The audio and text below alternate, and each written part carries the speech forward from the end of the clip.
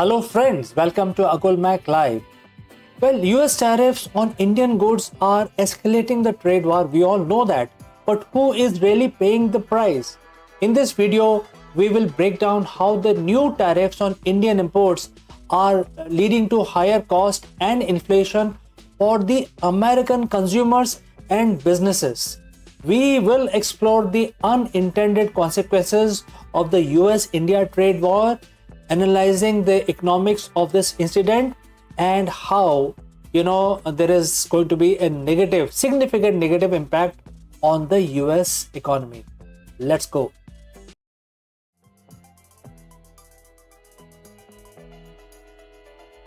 Hello everyone and welcome back to our channel. I'm your host CK and today we are diving deep into the topic that is making the headlines across the globe: the escalating trade tensions between United States of America and India. Specifically, we are going to explore a provocative but increasingly relevant idea that the US tariffs on Indian goods are becoming self-inflicting wounds. In an increasing interconnected world, trade wars are rarely simple. They are complex web of economics, politics and social consequences.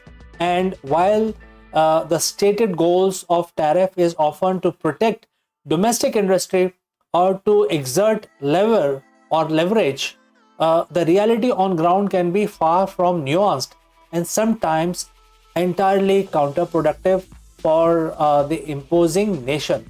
This and many economists argue is precisely what we are seeing unfold in the US India trade dynamics. For years, the US and India have been touted as the natural partners, particularly in the Indo-Pacific region, sharing democratic values, common interest in balancing regional powers.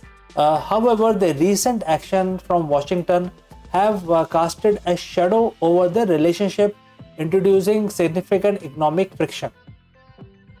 The core of the issue lies in the series of tariffs imposed by the United States on wide range of Indian goods. Initially, these were framed as a reciprocal tariff, a response to what the US perceived as unfair trade practice or market access issue. But more recently, we have seen an additional layer, which is they are calling penalty, a form of tariff, explicitly linked to India's continued purchase of the discounted Russian oil. Let's break down the mechanics. We are talking about the combined 50% tariff on many Indian products, an initial 25% reciprocal tariff layered with an additional 25% penalty. Think about that for a moment. Half the value of the goods going directly into tariff before they are even reaches the consumer. So which sectors are feeling the heat? Primarily India's labor intensive industries I think those are the worst hit. We are talking about the vibrant textile industry, intricate gems and jewelry, high quality leather goods and significant portion of the seafood export, particularly shrimp. These are sectors that employ millions in India and represent a substantial part of their export revenue. Imagine the impact on small garment manufacturer anywhere in India struggling to compete with their product effectively costly now by 50%, and it will land in US at a very high price in the stores. It's going to be a massive hurdle for small business company. Interestingly, some critical sectors like pharmaceuticals and certain electronics have been exempted. This suggests a strategic pick and choose approach, likely to avoid immediately disrupting supply chain for essential goods or products where the US has a higher dependency. But the impact on non-exempt sectors remains severe. Now let's turn our attention to the self-inflicting wound aspect. The conventional wisdom behind tariff is often to protect the domestic industry for making imported goods more expensive, thereby encouraging consumers to buy locally. It also used as a tool of leverage to push other countries to change their policies. However, a growing chorus of the economists, including those from within the US and globally, are warning that these tariffs might be doing more harm than good to the US itself. How does this work? It boils down to fundamental principles of economics. Tariffs are essentially taxes. And who pays those taxes? Ultimately, it is often the consumer in the importing country. So when US importers bring in Indian textiles or leather goods, they now have to pay an extra 50% to the US government. To maintain their profit margin, they will have, they have too many choices. Number one is absorb the cost, which often isn't sustainable, or pass that cost onto the retailer, who then pass it on to the consumer, and then he passes to the end customer. This directly leads to the higher price on the vast array of everyday goods. Consider the inflation angle. The US economy has been grappling with inflation for some time. Adding significant tariffs on a major trading partner like India only increase the problem, multiply it in fact. If the cost of the clothing, certain food or home furnishing rises due to these tariffs, it means your dollar simply buys less. Your purchasing power decreases. Reports from institutes like State Bank of India, while naturally looking out for India's interest, offer a stark warning that resonates globally. They highlight that the increased cost of these imported goods aren't just a burden for Indian exporters, they become an increased cost of living for American families. Let's think about the businesses involved. Many American companies rely on Indian suppliers for components, raw materials, or finished goods. These tariffs disrupt the established supply chain, forcing businesses to either pay more or seek out new, potentially less efficient or more expensive suppliers. This adds complexities, uncertainty, and ultimately cost to their operations. Small and medium-sized businesses, which often have thinner margins, are particularly vulnerable. They might be forced to reduce staff, delay investments, or even shut down. Beyond the immediate economic impact, there is a significant geopolitical dimension. The penalty, a tariff specifically tied to India's oil purchase from Russia, introduce a layer of complexities. From India's perspective, their energy needs are paramount. Russia has offered discounted oil, a crucial factor for developing economy with a massive population like India.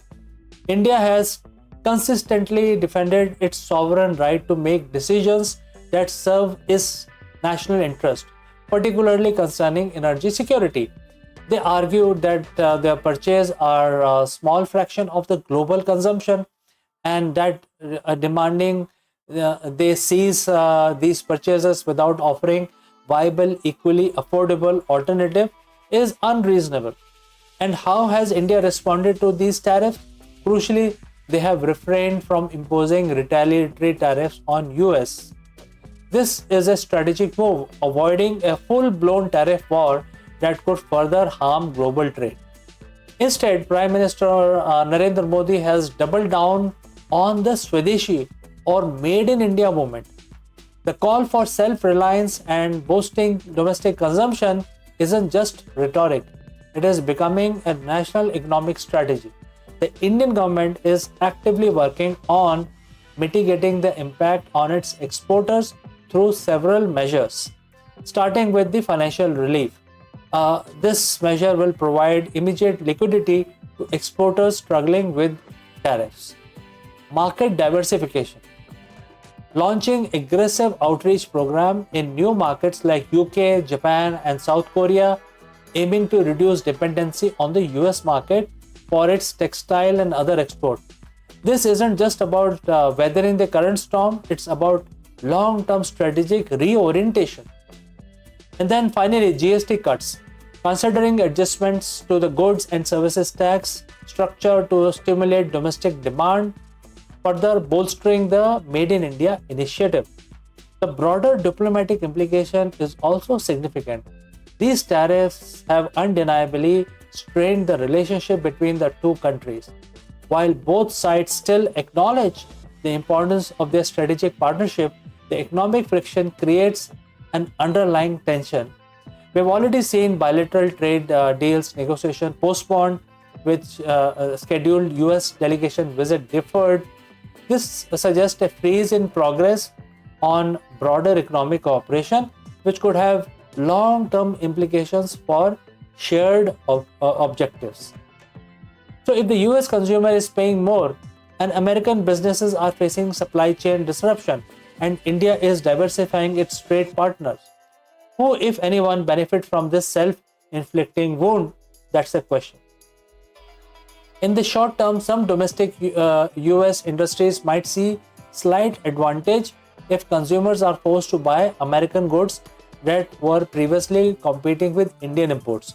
However, this often comes at a higher price for the consumer, negating some of its benefit. More likely, other countries stands to gain. Nations like Vietnam, Bangladesh, and even parts of Central America, which produces similar goods to India, could see an increase in demand from the US importers looking for alternatives to Indian products now made more expensive by the tariffs. So instead of boosting US production, the tariff might simply shift trade flow to other competing nations. Furthermore, these tariffs paradoxically create an opening for India to strengthen ties elsewhere. As Indian Commerce Minister Piyush Goyal firmly stated, India will not bow down to pressure. This resolute stance, combined with the need to find new markets, could lead to diplomatic re-engagement with countries like China. A reported meeting between Prime Minister Modi and Chinese President Xi Jinping suggests that India's facing pressure from one major power might seek to balance its geopolitical interests by strengthening ties with another. This is a complex stance of the global at the global stage, and the US tariff might be pushing India towards new strategic alignment. So in conclusion, the narrative around the US tariff on India as a self-inflicting wound is gaining significant traction for compelling reasons. While the US aims to achieve specific policy objectives, the economic fallout appears to be creating more pain for American consumers and businesses through increased inflation and disrupted supply chain. India, rather than retaliating with its own tariff, is focusing on resilience, self-reliance, and diversifying its global trade partnership. This strategic response not only aims to mitigate the immediate impact, but also has the potential to reshape long-term relations and geopolitical alignments. The lesson here is clear. In a globalized economy, protectionist measures, while seemingly simple, often have complex, unintended, and often detrimental consequences for very nations implementing them. The US India trade dynamic is a powerful reminder that sometimes the cost of trade war are paid not by the intended target but by the imposing nation's own citizens. So friends, what are your thoughts on this escalating trade situation? Do you agree that these tariffs are self-inflicting wound, or do you see a different outcome? Let me know in the comment section below. And if you found this analysis insightful, please hit that like button, share this video, and subscribe for more in-depth discussions on the global economics and current affairs. See you in the next one.